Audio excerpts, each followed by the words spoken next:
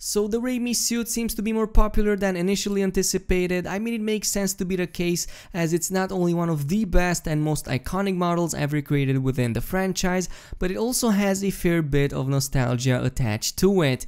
If you don't know what I'm talking about, of course I'm referring to the suit that Tobey Maguire wore back in the Spider-Man movies from the 2000 era. Personally, I believe that this suit bears great significance, as it makes a lot of people, including yours truly, to remember of their childhood, and it comes from a time when superhero movies were not as big of a deal as they are today. Now you might be wondering why I'm making this video, and the reason is pretty simple. It's because I strongly believe we'll get to see the Raimi suit being added into this game at some point, of course among many other suits that are currently not available in the game. This will make more sense as this video goes on, so please just bear with me. But to start things off, we already know that there are currently 27 available suits in the game, and there's no indication for this number to change come launch day. On top of this, a lot of people who got early copies of the game already confirmed it, but the past few days got pretty wild with a ton more details and informations about the upcoming DLCs, which also contain multiple suits each,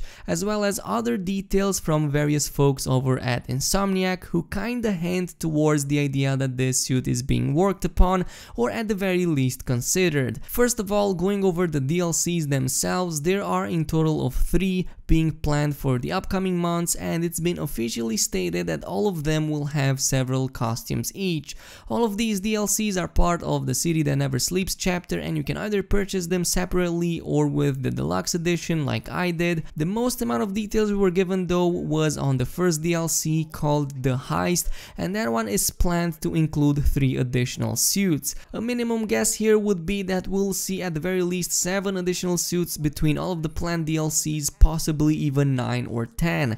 So it's not just Raimi, but plenty other suits that didn't make it into the game that we might get to see at some point. So if you've ever felt disappointed by the current selection of available suits, there's still a chance for you to see your favorite ones as well, not just the Raimi Spider suit that I'm, focusing this video on. The second piece of information we've got was an actual Twitter post from James Stevenson from Insomniac that contains a spider logo closely resembling the one on the Raimi suit. In fact, if you put the 2 images side by side or on top of each other, you will see that they are basically identical, and this kinda made fans completely lose their minds, as it's beyond clear that this at the very least is a hint towards just that. The post itself is also tagged as The City That Never Sleeps, which, as I mentioned, is the chapter that contains all of the 3 DLCs planned for the game.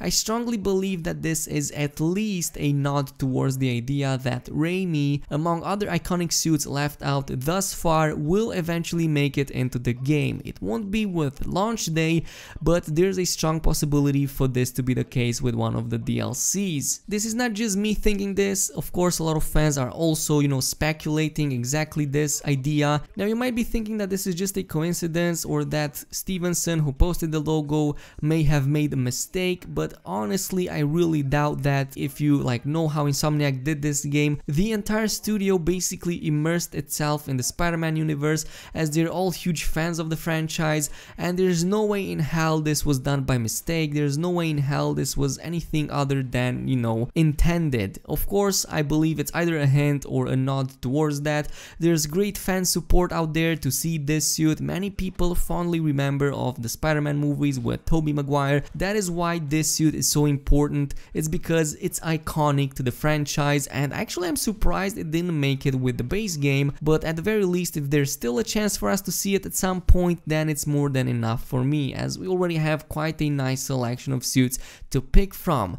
Judging by the reactions the community had though, it seems that fans are livid right now, which is something you can see all over Reddit, all over Twitter and YouTube as well. So these 2 reasons are why I believe that the Raimi suit will eventually be put into the game. There's no way in hell this is just coincidence. There's no way in hell that such an iconic and such a beautiful suit would be left out by Insomniac. I mean, they know the importance of all of this for the fans, and since people are so madly nostalgic about the Raimi suit, there are some pretty cool photoshopped images made as well that kinda give us an idea about how this particular suit would look in the game. Now, as you know it, this one has some pretty beautiful 3D web patterns over it, at least in the movies, so I'm really curious to see how this would look in the game itself. There are a couple of folks on Reddit who edited the regular and the advanced advanced suits from the available scenes, and they look really close to the Raimi suit, and so far it's a pretty good depiction. I believe it looks pretty spectacular. A couple of them got pretty close in this department, and I will say that even in this current stage it looks that good. So you can only imagine how great this suit will go with these advanced graphics,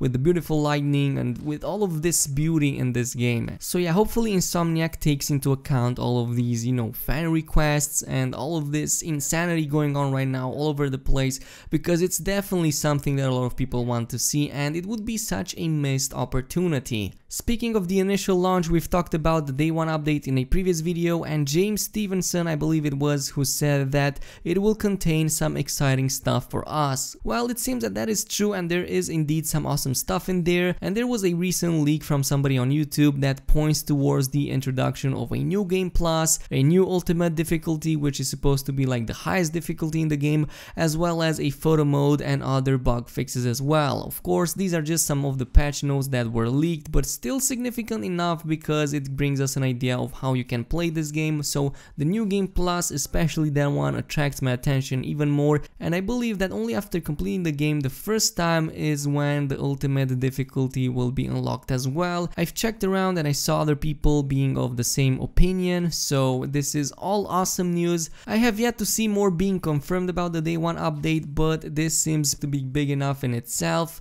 and expect the day 1 update to be quite large. Like the game itself, it was confirmed to be like 45 gigs in total, and like the update itself would also have like several gigabytes as well, so there's a pretty hefty amount of space you will need in there. As far as the time of release itself, the plan is for a midnight release, so I'm assuming this is Central Standard Time, though I have yet to see any confirmation on this, so if any of you have more on this, please tell me. I'm really curious to know if it's indeed midnight CST or any other time region, because, you know, I'm in Europe, so that kind of means I have to like get up in the morning, and I would have the game available somewhere around that time, but that would still be super early for me, as I think it's like 5 o'clock in my region. As for the rest of the DLCs, it seems that they are all planned at regular intervals, starting with the first one on October 23, which is the heist. I've talked about it like a couple of minutes ago, and then of course we have November and December as well, also having Turf Wars and Silver Lining respectively. It seems that for this year we have a lot of Spider-Man going on, and Insomniac is like planning to keep us playing for the rest of 2018. Nonetheless, I'm not complaining because I am waiting for this game for such a long time. I don't mind that at all, and I've already pre-ordered the deluxe edition like a while ago, so I cannot wait for the game itself as well as for the DLCs. But before wrapping this one up, I also want to quickly go over the alleged downgrades many people are seeing between certain gameplay footage from a year or so back compared to the ones we've got more recently.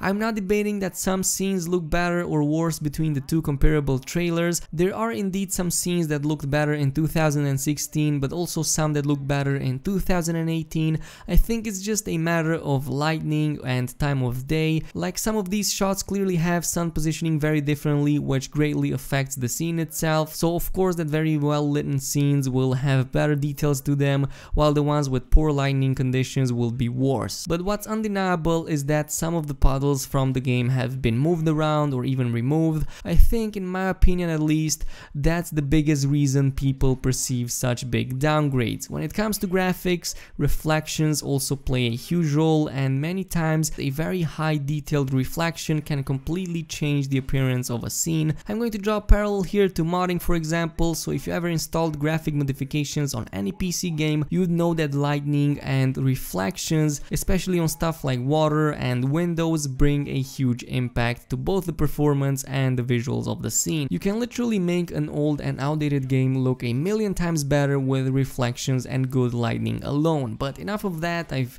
rambled for long enough. Nonetheless, what I've seen is that people who got the chance to play the game both at the expos and like with super early versions of the game, they have all said that it looks fantastic, it has some pretty nice details on it, the graphics are absolutely amazing, it all looks super awesome, so I don't doubt that. And this concludes today's video. Tell me what's your opinion on all of this. Do you think that the Raimi suit will make it into the game? Do you see any downgrades at all?